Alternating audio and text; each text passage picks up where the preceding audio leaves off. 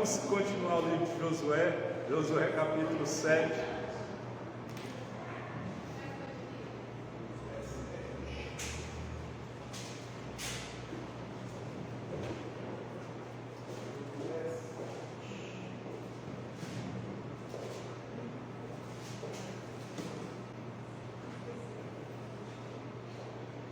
Amém?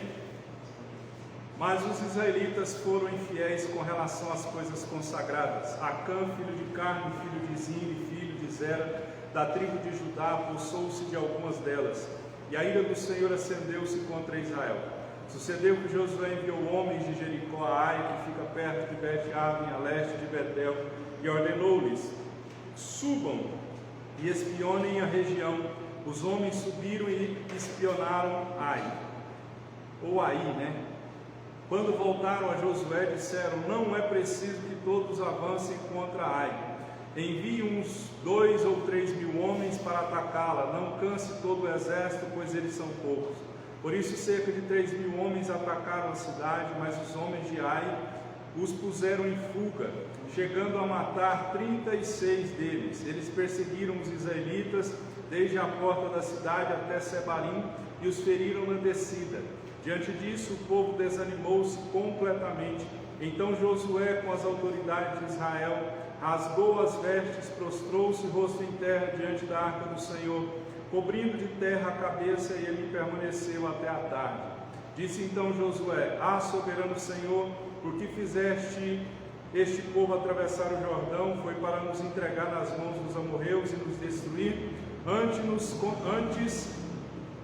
nos contentássemos em continuar no outro lado do Jordão. Que poderei dizer, Senhor, agora que Israel foi derrotado por seus inimigos? Os cananeus e os demais habitantes desta terra saberão disso, nos cercarão e eliminarão o nosso nome da terra. Que farás então pelo teu grande nome? O Senhor disse a Josué: levante-se, porque você está aí prostrado. Israel pecou, violou a aliança que eu lhe ordenei, apossou-se de coisas consagradas, roubou-as, escondeu-as e as colocou junto de seus bens. Por isso os israelitas não conseguem resistir aos inimigos. Fogem deles porque se tornaram merecedores da sua destruição. Não estarei mais com vocês se não destruírem do meio de vocês o que foi consagrado à destruição. Vá, santifique o povo. Diga-lhe: santifiquem-se para amanhã, pois assim diz o Senhor, o Deus de Israel: há coisas consagradas à destruição no meio de vocês, ó Israel. Vocês não conseguirão resistir aos seus inimigos, enquanto não as retirarem. Apresentem-se de manhã uma tribo de cada vez. A tribo que o Senhor escolher virá à frente, um clã de cada vez, e o clã que o Senhor escolher virá à frente, uma família de cada vez, e a família que o Senhor escolher virá à frente, um homem de cada vez. Aquele que for pego com as coisas consagradas será queimado no fogo com tudo que lhe pertence. Violou a aliança do Senhor e cometeu loucura em Israel. Na manhã seguinte, Josué mandou os israelitas virem à frente segundo as suas tribos, e a de Judá foi a escolhida. Os clãs de Judá vieram à frente, e ele escolheu os Zeraitas, fez os clãs de Zeraíta, dos Zeraitas vir à frente, família por família, e o escolhido foi Zimri. Josué fez a família de Zimri vir à frente, homem por homem. Acã, filho de Carme, filho de Zimri, filho de Zera, da tribo de Judá, foi o escolhido. Então Josué disse a Acã: meu filho, para a glória do Senhor, o Deus de Israel, diga a verdade, conte-me o que você fez, não me esconda nada. Acã respondeu: é verdade que pequei contra o Senhor, o Deus de Israel.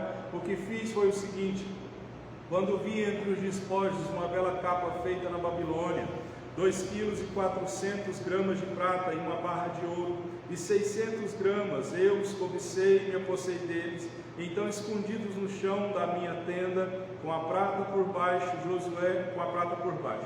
Josué enviou alguns homens que correram à tenda de Acã. Lá estavam escondidas as coisas com a prata por baixo.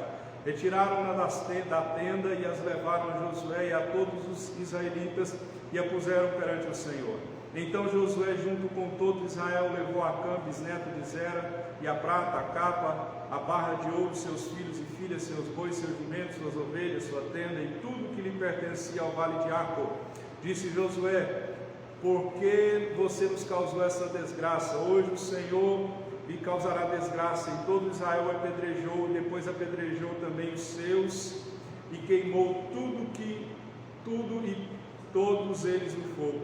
Sobre Acã ergueram um grande monte de pedras que existe até hoje. Então o Senhor se afastou do fogo da sua ira, por isso foi dado àquele lugar o nome de Vale de Acã, o nome que pertence até hoje. Amém? Vamos nos assentar.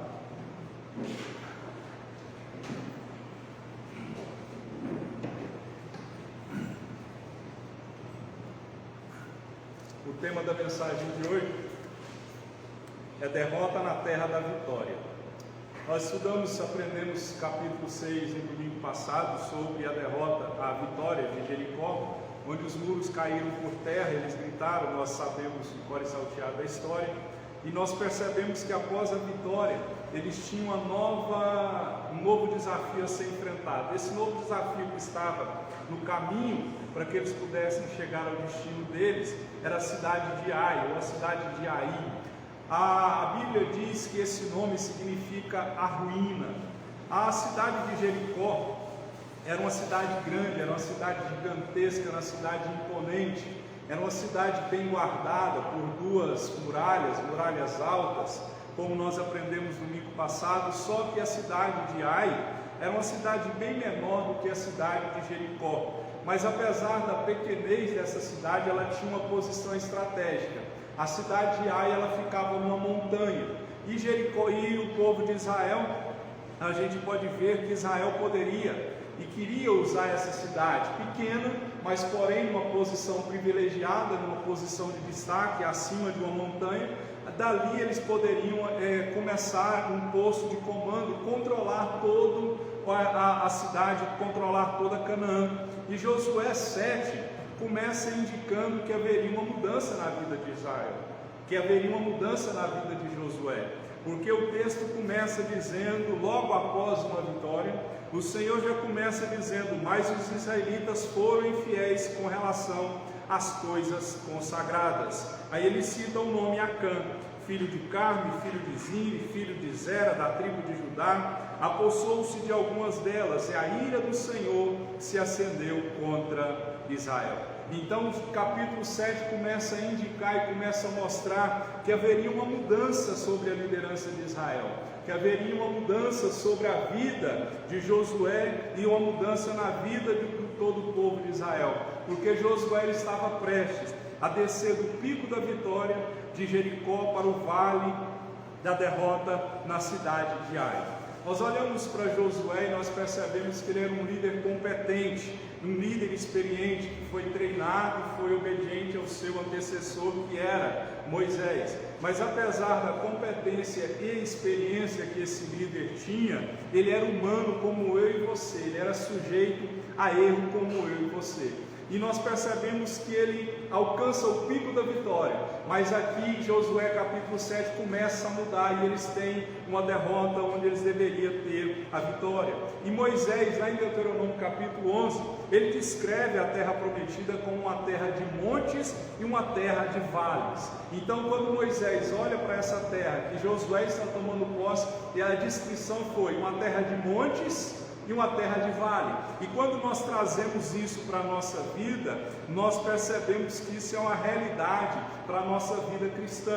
Há momentos que nós estamos em montes e há momentos que nós estamos em vale. Há momentos que nós temos vitória e há momentos que nós temos derrota e que nós temos fracasso. Então nós muitas vezes enfrentamos, estamos bem, mas há momentos que nós enfrentamos vale de desânimo. Eu tenho certeza que todos aqui já ficaram desanimados, ou quem sabe alguns estão desanimados, mas nós percebemos que o desânimo ele não é inevitável na vida cristã, ele não faz acepção de pessoas. Quando a gente vê para Números 13, 27 ao 28, quando os espias voltam com um relatório negativo dessa terra que Josué está tomando posse, o desânimo contagiou todo o povo de Israel, e lá o texto diz que o povo passou a noite murmurando e passou a noite chorando por causa do relatório dos espias. Paulo passou por tribulações acima das suas forças, e ele se desesperou até da sua própria vida. Por isso que Deus havia falado para Josué várias e várias vezes no capítulo 1, para que ele fosse forte, corajoso e tivesse ânimo, porque Deus saberia o que Josué enfrentaria. Então aqui esse capítulo 7 mostra isso, um momento onde ele sai de uma grande vitória e entra numa grande derrota. Então a gente percebe que nós temos que lembrar, não há montanhas se não houver vales. Nós queremos chegar em Canaã, mas muitas pessoas não querem passar pelo deserto. Muitas pessoas querem a cruz de Cristo, mas não querem o sofrimento que Cristo enfrentou. Muitas pessoas querem chegar ao céu, mas não querem um abençoador que leva para o céu. E nós percebemos que se nós pudéssemos passar por cima do deserto, pegar um avião, passar por cima do deserto e chegar logo na terra prometida, na nossa vitória, certamente nós pegaríamos esse avião, mas não tem como. Então nós queremos chegar em Canaã, mas nós não queremos passar pelo deserto. E aqui nós vamos ver, capítulo 7, nós vamos ver o que causou a derrota de Josué. E como lidar com a derrota, como lidar com o desânimo que a derrota traz. Porque eu tenho certeza aqui que você já teve derrota, você já teve fracasso, você já teve frustração, você já ficou desanimado. Eu já. Quem não ficou desanimado, frustrado, decepcionado, ele não é ser humano, ele é um anjo, não é? Mas o que causou, vamos ver o que causou a derrota de Josué na terra da vitória. Ele deveria continuar a vitória, mas ele passou por uma derrota. A primeira coisa que levou Josué a passar por derrota na terra da vitória foi que ele tinha um soldado desobediente. Esse soldado desobediente causa a derrota de Israel. A palavra do Senhor diz no verso 1, mas os israelitas, é interessante notar, eu vou falar isso aqui, que Deus, ele coloca, os israelitas foram infiéis às coisas consagradas ao Senhor, mas não foram todos que pecaram, foi só um. Nós vamos ver isso aqui. E Josué, como eu disse, começa com uma reviravolta na história de Israel na terra prometida, porque Israel foi infiel. Deus havia dado uma ordem para não tocar. Aqui no capítulo 6 nós estudamos no domingo passado que tudo deveria e seria consagrado ao Senhor, era do Senhor, ninguém deveria tocar em nada, era para ser levado para o tesouro do Senhor e era para ser destruído tudo, homem, mulher, animal, não era para ficar nada. Mas a gente percebe que um soldado desobediente, a ordem de Josué de não tocar nos despojos de guerra, e o nome desse soldado desobediente, como nós já falamos, era Acã. Acã na Bíblia significa perturbação. Na Bíblia, Acã, quando se lembra e olha para o nome Acã, significa o perturbador de Israel. Todas as vezes que você lê Acã na Bíblia, ele é o perturbador de Israel, aquele que trouxe perturbação, aquele que trouxe sofrimento. E aqui eu escrevi que tem pessoas que passam na nossa vida que só trazem perturbação, assim como Acã trouxe para Israel. Você já percebeu? E tem pessoas que entram na nossa vida que ao invés de ajuntar, elas espalham. Ao invés de unir, elas provocam confusão, divisão. É um ditado que diz, parece que é curva de rio, né? Curva de rio só para ali os que não prestam, os galhos que não prestam. E tem muita gente que é Acã na nossa vida.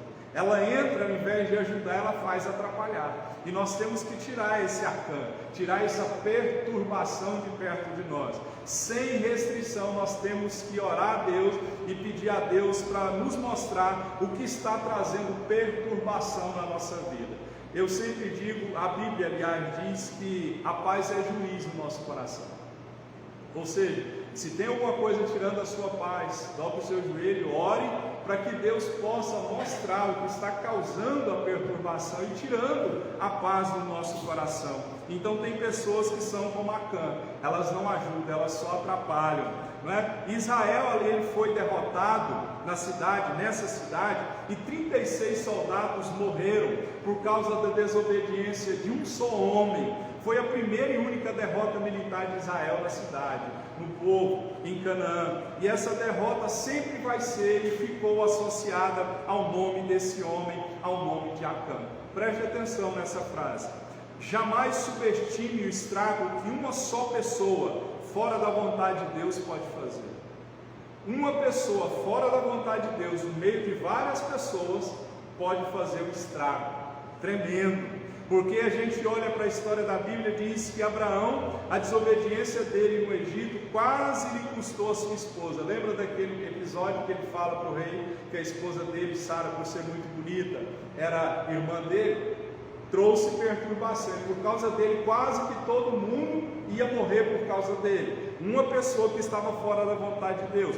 Davi, quando ele faz o censo de Israel, sem a permissão de Deus, ele começa a contar o povo de Israel. O censo é contar. Ele conta o povo de Israel sem a permissão de Deus, porque ele começa a se engrandecer e se ensoberbecer, e começa a contar para ver o poder que ele tinha. E 70 mil pessoas morreram porque ele fez uma coisa fora da vontade de Deus. A recusa de Jonas em obedecer a Deus quase faz o barco afundar. Quase o navio afunda por causa de Jonas. Então nunca subestime o estrago que uma só pessoa fora da vontade de Deus pode fazer. David Wilkerson, ele disse assim: um homem em fuga de Deus, ele leva a maldição aonde ele for. Então uma pessoa fora da vontade de Deus, no meio de muitas pessoas, ele pode fazer um estrago gigantesco. É por isso que nós temos que selecionar com quem nós andamos. Nós temos que selecionar quem nós colocamos dentro do nosso barco. Porque o capitão do navio, se ele soubesse que Jonas era servo do Deus de Israel, estava fugindo do Deus de Israel, certamente ele não teria colocado Jonas dentro do navio. Então nós temos que selecionar quem a gente coloca dentro de casa, quem a gente deixa entrar dentro da nossa vida, né? Nós temos que fazer uma seleção para quem nós contamos, porque a gente percebe que muitas pessoas são pessoas amarguradas, muitas pessoas que têm amargura no coração. Paulo disse assim em Hebreus, que nenhuma raiz de amargura brote e cause perturbação, contaminando a muitos. Então uma pessoa amargurada, fora da vontade de Deus, a Bíblia está dizendo que ela causa perturbação e contamina muitas pessoas. Paulo também diz que ele mandou disciplinar um homem desobediente, porque o pecado desse homem desobediente estava maculando, sujando toda a igreja.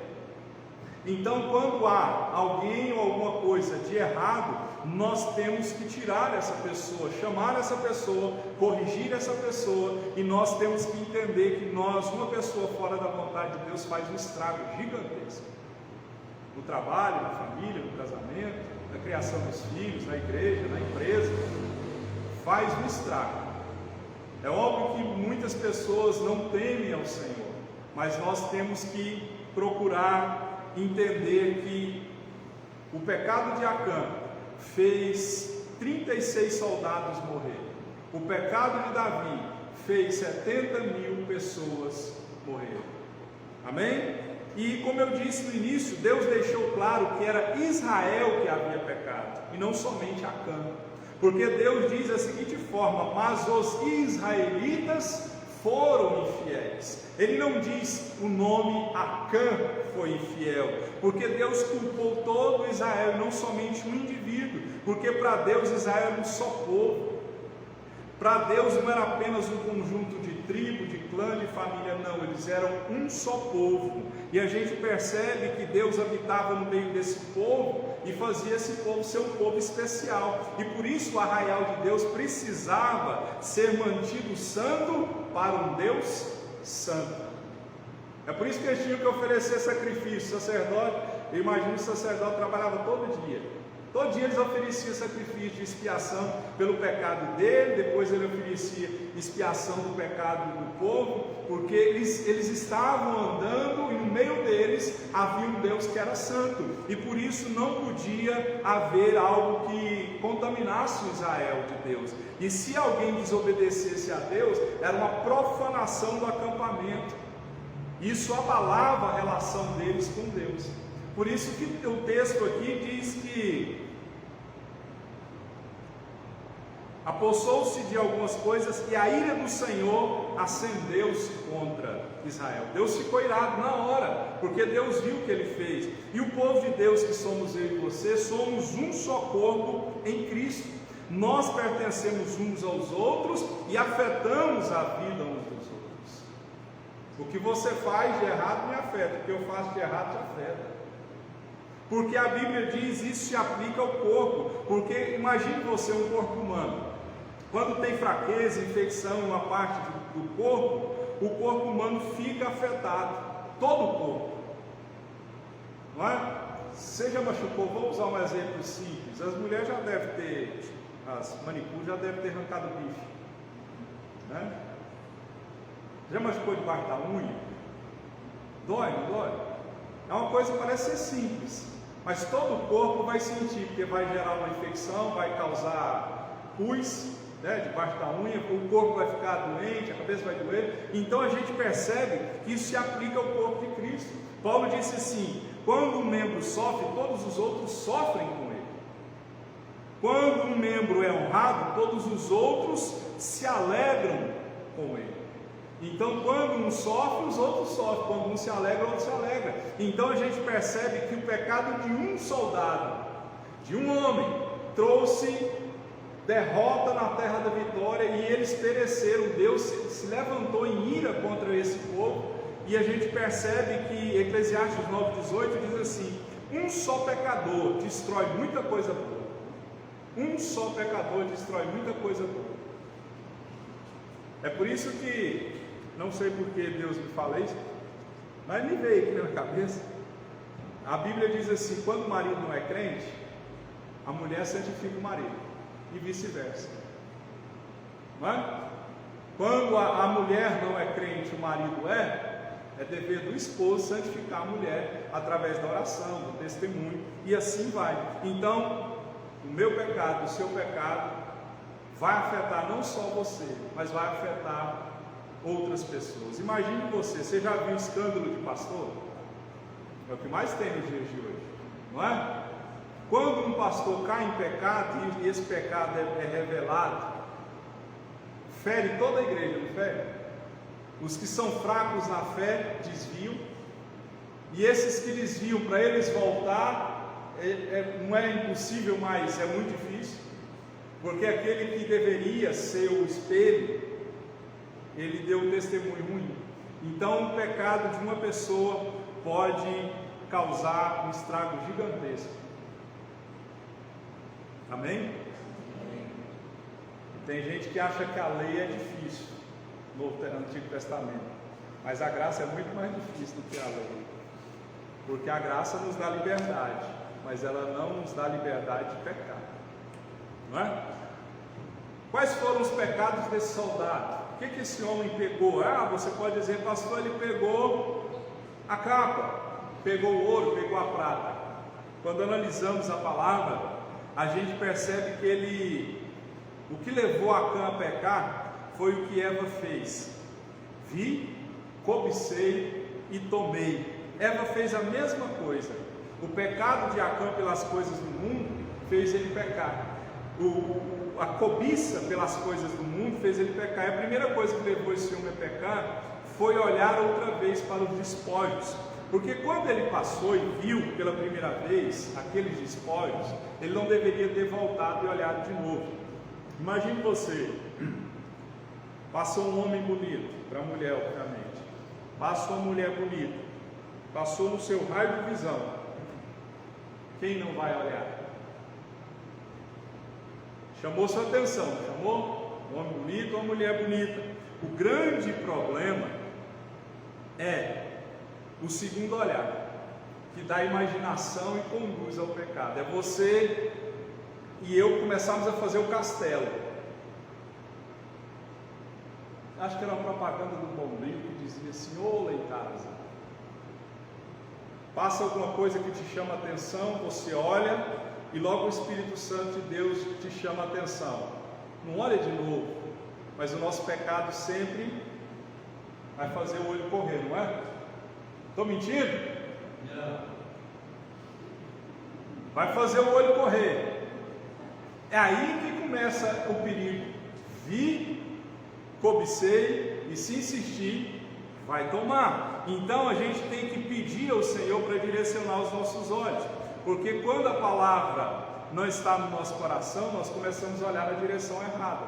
Acã olhou na direção errada. Ele viu, olhou, Se ele tivesse prestado atenção no que Deus já havia falado para o povo no capítulo 6, ele teria, eu fui orientado, foi me dado uma ordem, a eu não tocar nisso aqui, eu não mexer nisso aqui. Olhar e desejar é um dos motivos que tem feito muitos de nós caírem em pecado. Olhar e desejar. Amém? O segundo erro de Acã foi dar outro nome aos tesouros de Deus. Ele chama os tesouros de Deus de despojos. Não eram despojos de guerra. Despojo de guerra é quando o exército ia, vencia, tudo que tivesse poderia ser tomado. Isso eu vejo muito. Se você não assistiu aquela série Vikings, assistiu? Se não assistiu, você está perdendo uma maravilhosa série. Assiste porque é fenomenal. E lá, na época dos vikings, eles guerreavam muito por duas coisas: riqueza e honra. Era isso que eles queriam. Então eles imaginavam a recompensa. Vamos lá, a cidade tem riqueza, o que tiver lá é nosso. E assim era na época do povo de Israel. Só que esses despojos de guerra, essa recompensa de guerra, não fazia parte do tesouro dos homens, era consagrado a Deus. Não pertencia a Acã, não pertencia a Israel, pertencia a Deus. E o que eu entendo aqui? Quando Deus identifica algo de modo específico, nós não temos o direito de mudar essa definição. Os cristãos de hoje estão reescrevendo o dicionário de Deus. A Bíblia diz assim, Isaías 5:20: ai dos que ao mal chamam bem, e ao bem mal, que fazem das trevas luz, e da luz trevas, e fazem do amargo doce, e do doce amargo. O que está acontecendo hoje é que quando as pessoas olham para uma coisa e Deus diz é pecado, as pessoas estão reescrevendo o dicionário de Deus, está dizendo, não tem problema. Não é? Hoje as igrejas de hoje, você pode discordar comigo, pode discordar em tudo, mas muitas igrejas e muitos ministérios nos dias de hoje, eles se tornaram muito libertinos. Você concorda comigo? O que outrora não podia fazer, hoje se pode fazer. Por quê? Foi mudando, as pessoas foram mudando. Hoje tem pastor que já está no 3º, 4º casamento. E a Bíblia diz, mais uma vez, o que separa? Tem os casos de exceção para divórcio, mas o que eu quero dizer? É que as pessoas de hoje, elas estão reescrevendo o dicionário de Deus a bel prazer. Acã olha para aquilo que era consagrado ao Senhor e diz para si mesmo, é despojo de guerra, é recompensa de guerra, então eu não posso pegar. Ele reescreveu uma coisa e a Bíblia diz, ai daquele que acrescentar um tio, né? A essa palavra. Então nós não podemos reescrever. Se Deus disser que algo é errado, então é errado, não tem discussão mais, pronto, acabou, pecado é pecado. Não tem como você reescrever o dicionário de Deus. O terceiro pecado e erro de Acã foi cobiçar. Tiago capítulo 1, verso 14 diz assim: cada um porém é tentado pela própria cobiça, sendo por esta arrastado e seduzido. Acã imaginou como seria ter todo aquele tesouro. E a imaginação é o ventre que dá luz ao desejo e logo depois o pecado é concebido. O pecado ele é consumado e concebido por causa da imaginação. Porque nós imaginamos e alimentamos aquele pensamento na nossa mente, e isso vai dar luz ao desejo e logo depois o pecado vai ser concebido. O primeiro estágio do pecado é o desejo ou cobiça, e a gente vê que a palavra cobiça se refere a qualquer tipo de desejo, e cobiça, biblicamente falando, é a tentativa de satisfazer um desejo fora da vontade de Deus. Eva olha, deseja e cobiça. Então a gente vê que os nossos desejos têm que estar sob controle e não no controle. Nós é que temos que controlar os nossos desejos e não eles nos controlarem. Por isso que o terceiro erro de Acã foi cobiçar. Ele cobiça. Imagine você ver uma barra de ouro. Já viu barra de ouro? Só na televisão, na internet. Não é? A única coisa mais próxima que eu vou chegar dessa de ouro é isso aqui. Olha que isso aqui não é ouro 100% dos... Quantos quilates que é o ouro? 18 quilates, 10 que morde lá. Né? Então, a única maneira de nós controlarmos a nossa cobiça e o desejo é oração, jejum e leitura da palavra. Porque a gente percebe que cobiça é satisfazer um desejo nosso fora da vontade de Deus, seja ele carnal, financeiro. O leque é muito grande para esse tipo de coisa. Por isso que nós temos que ter, como disse Gálatas 6, domínio próprio. Os frutos do Espírito é fé, mansidão, domínio próprio, longanimidade, benignidade, fé, e por aí vai. Domínio próprio. Nós temos que ter domínio próprio para controlar os nossos desejos, porque nós que temos que controlá-lo e não ele nos controlar. Amém? Desejo de comprar, desejo de comer, desejo carnal, em todos os sentidos, nós temos que nos controlar. Amém? É orar e, como disse, acho que foi Martinho Lutero, ele disse assim: eu pensei que a velha natureza ia morrer nas águas do batismo, mas eu descobri que o miserável sabia nadar. A velha natureza, ela não morre, a natureza adâmica, ela vai continuar conosco. Nós temos que lutar, é uma luta 24 horas por dia, a carne lutando contra o espírito, e nós não podemos deixar a carne vencer, nós temos que vencê-la no nome de Jesus.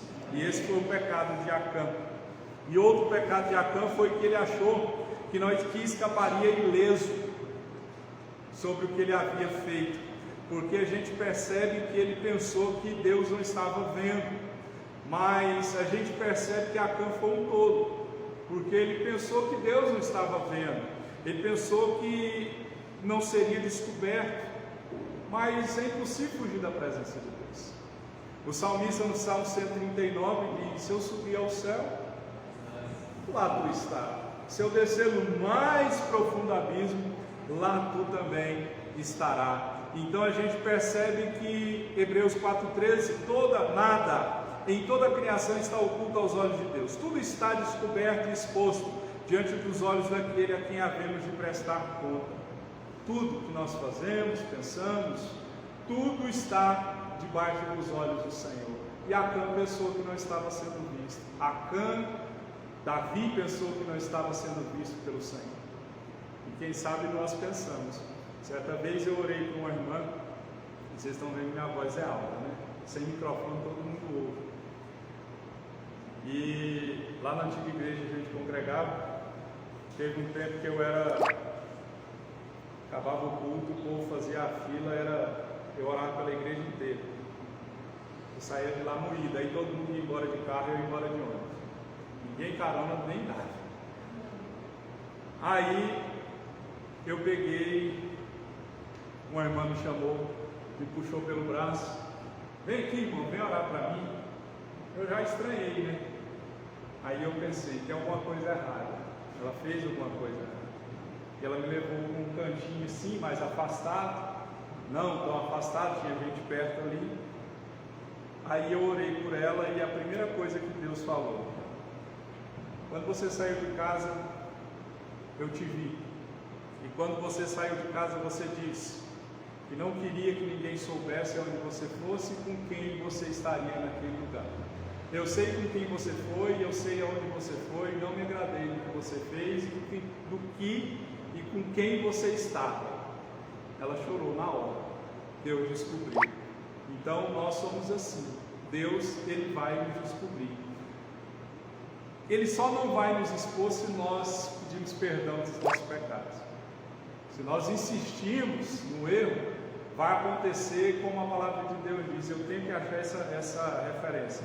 A pessoa que está no erro, a Bíblia dá a seguinte orientação: chama ela separada, dá uma bronca nela, exorta ela para ela mudar. Se ela não mudar, exorta ela e chama a atenção dela na frente da igreja. Se ela não mudar, entrega ela na mão de Deus, aí Deus vai fazer a justiça dele. Então tem pessoas que são assim. Acã pensou que ele não seria pego. Amém? Às vezes nós olhamos para a vida de alguém e pensamos assim: aquela pessoa, a vida dela é toda errada, e parece que nada acontece com ela.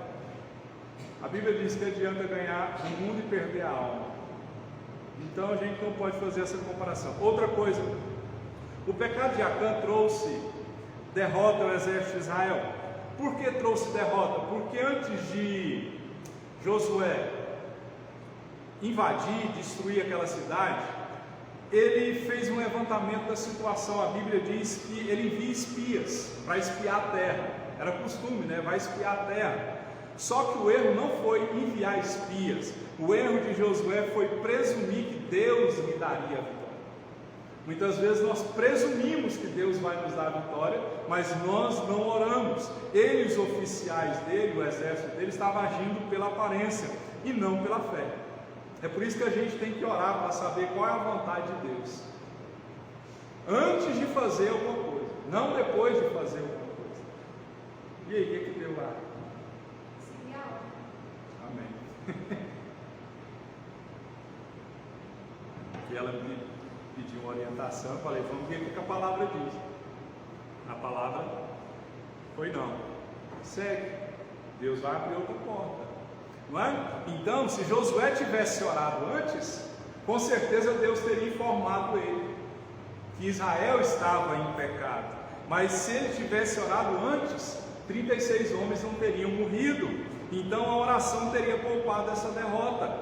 Então a gente percebe que a vitória de Jericó, o erro do povo de Deus e o nosso é esse: a vitória em Jericó deu a Josué e ao seu exército muita autoconfiança.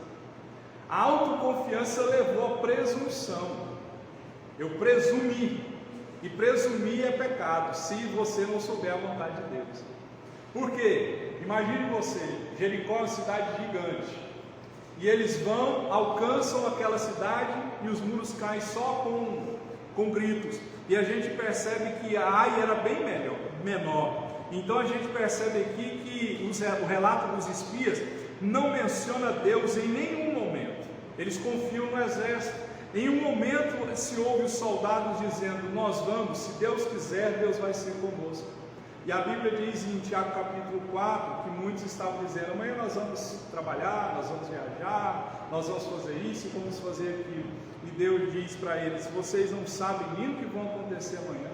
Se Deus quiser, vai acontecer. Então os pensamentos de Deus não são os nossos, eles são maiores. E eles estavam certos de que não seria preciso um exército. É por isso que as vitórias muitas vezes elas nos fazem ficar arrogantes e a gente acaba deixando Deus de lado. Paulo diz: aquele que está de pé, cuidado para não cair. Amém? Então, querido, se você alcançar alguma vitória, mantenha o seu coração livre, mantenha o seu coração manso, porque do mesmo jeito que está na montanha, pode ir para o vale, no estalar de dedo. Para construir alguma coisa é muito difícil e demorado, mas para destruir é um estalar de dedo, não é? Para destruir é muito fácil. Para destruir essa parede aqui, qualquer um pega uma marreta e destrói. Mas para construir foi muito difícil. Então a gente tem que entender que eles correram não para comemorar a vitória, eles correram para salvar a vida. Então mantenha seu coração manso e humilde. E Josué ele ficou desanimado. Quem não fica desanimado quando tem derrota? O verso 6 diz assim: então Josué rasgou as suas vestes, se prostrou em terra sobre o seu rosto perante a arca do Senhor até a tarde. Ele ora, ele rasga. Você já viu aqueles filmes antigos? Novelas bíblicas aí que está passando na Record? O modo do povo se prantear e se lamentar era rasgar a veste, jogar terra e chorar. Era o modo deles, era um costume deles. É por isso que Joel, ele disse assim: rasguem o coração e não as vossas vestes, porque o rasgar das vestes é algo exterior. E Deus falou através de Joel: rasgue o seu coração e não somente as suas vestes. E aqui ele não orou antes, ele começa a colher o que ele plantou. Ele ficou tão abatido que ele chora, ele fica triste. A única coisa que ele tinha que fazer, e poderia fazer, era orar e chorar ao Senhor. Mas ao invés dele encontrar a causa e pedir perdão, o que ele faz? Ele se queixa. Ele se queixa, ele murmura, ele culpa o Senhor. O verso 7 diz assim, Josué 6, 7. Disse então Josué: Ah, soberano Senhor, por que fizeste este povo atravessar o Jordão?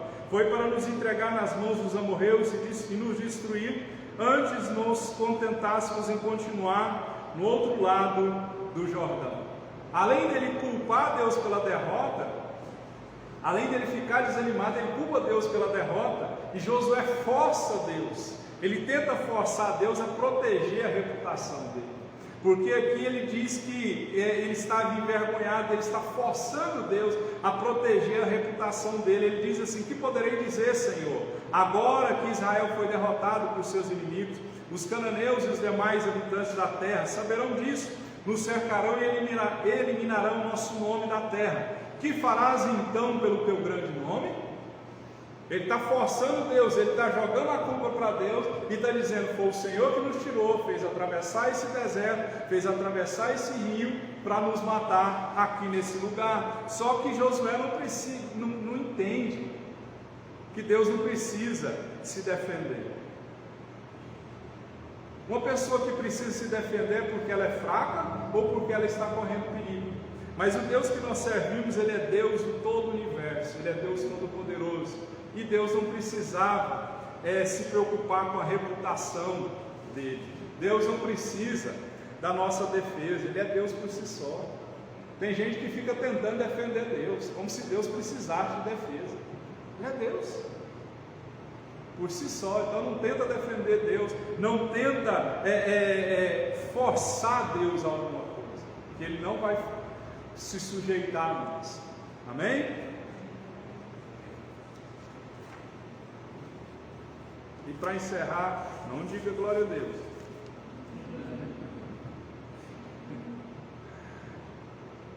Josué murmura, chora, culpa Deus. Só que a gente sabe que o nosso Deus, Ele é um Deus de justiça.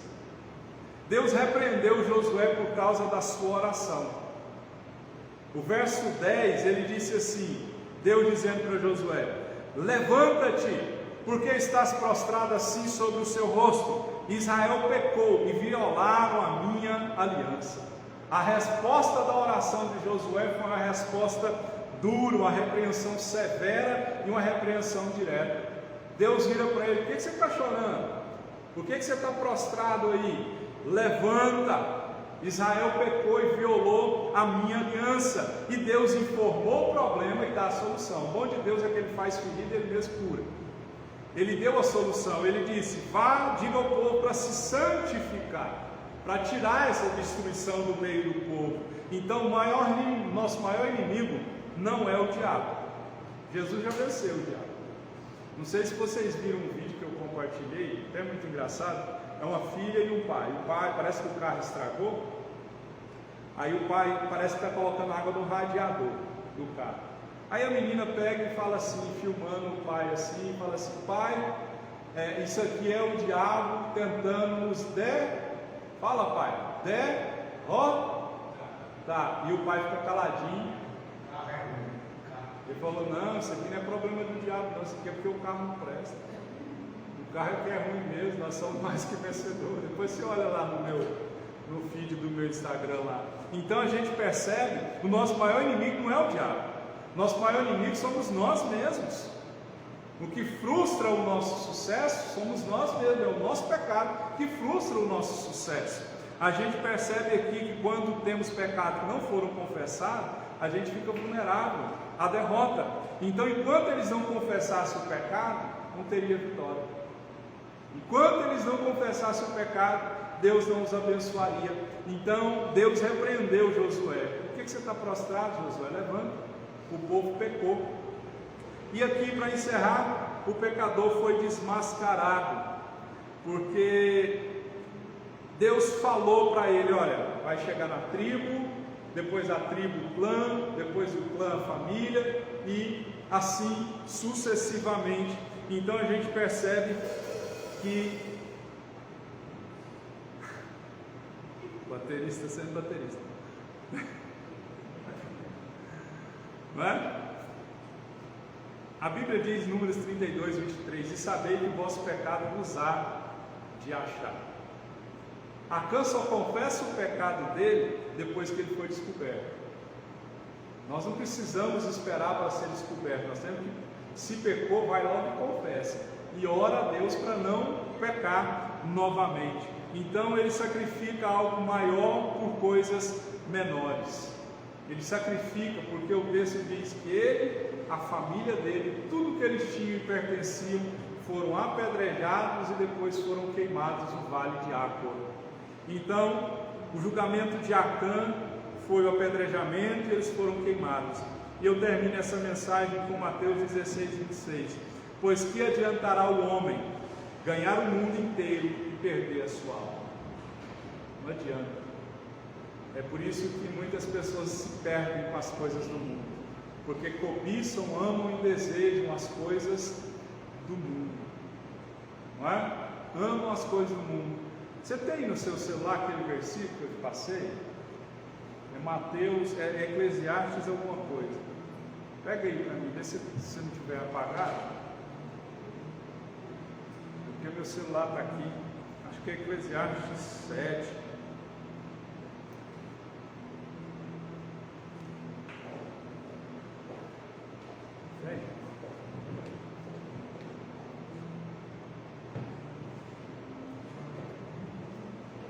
Eclesiastes diz assim: duas coisas peço que me des antes que eu morra.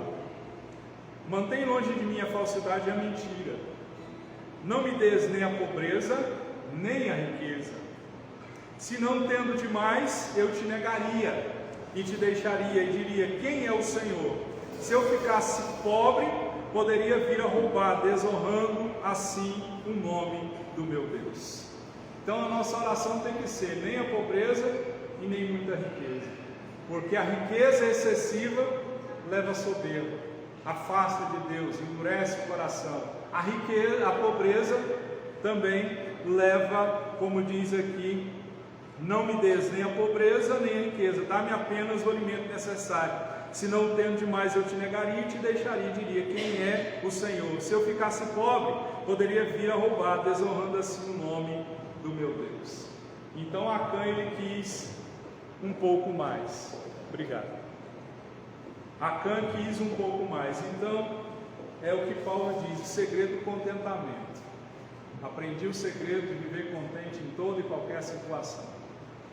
É não mexer nas coisas de Deus, é não inventar moda. Amém? E nós vamos orar para que o Senhor, se nós estamos tendo derrota, para que Deus transforme. É domingo que vem, a palavra de Deus vai transformar a derrota em vitória. O tema da mensagem do domingo que vem é transformando a derrota em vitória, porque Deus dá uma nova instrução, uma nova orientação, e no lugar da vergonha eles têm dupla honra. Vamos ficar de pé.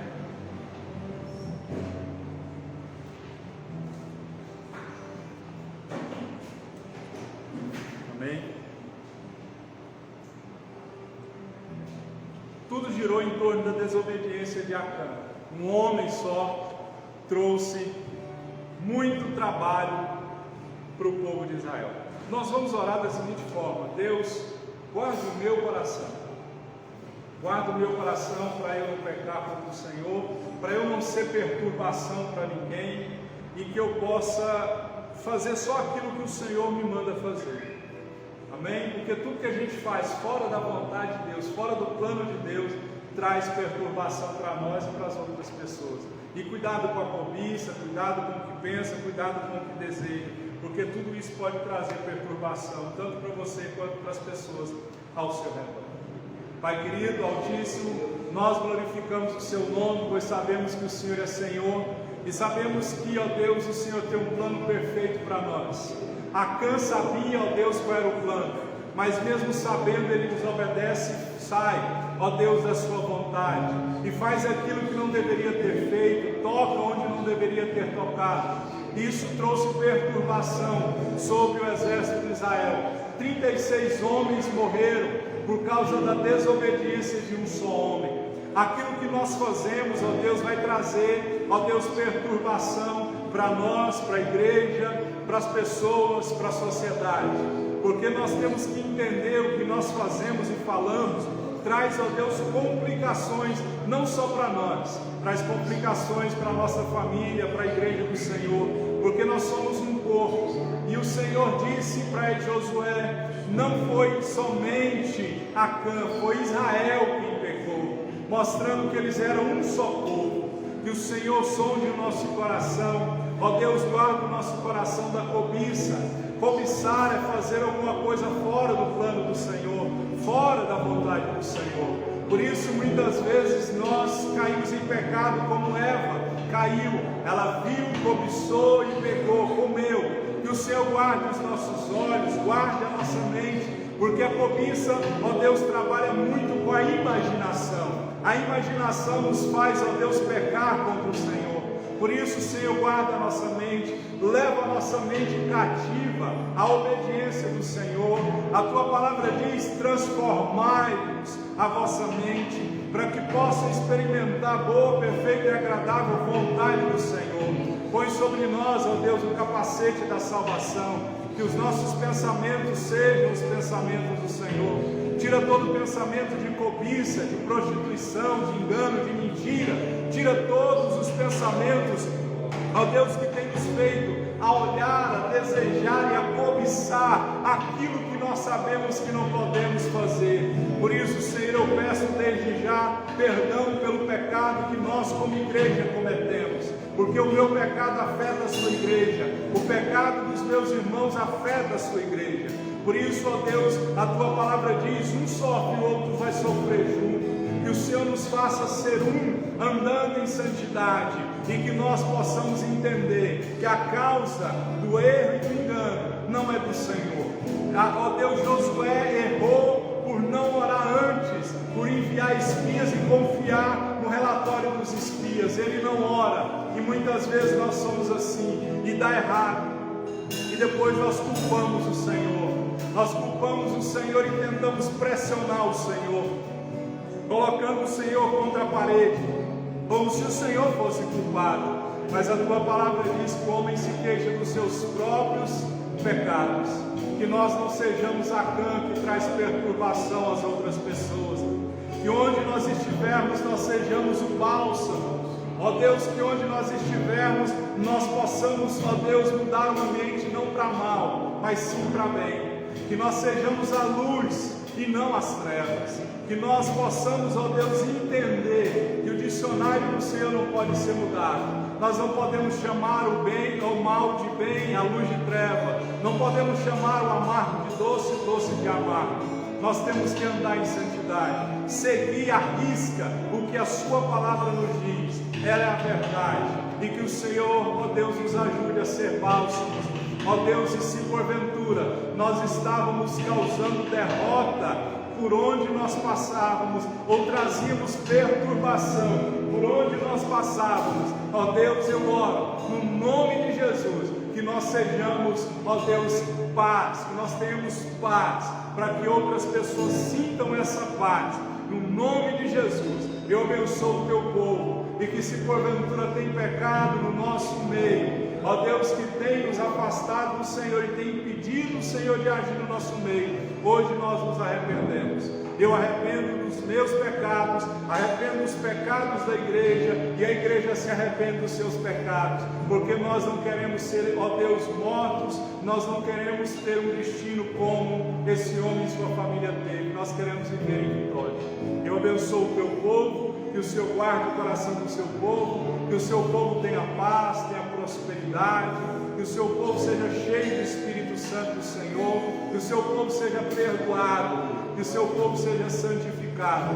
No início nós lemos que o Senhor lança os nossos pecados no mar do esquecimento.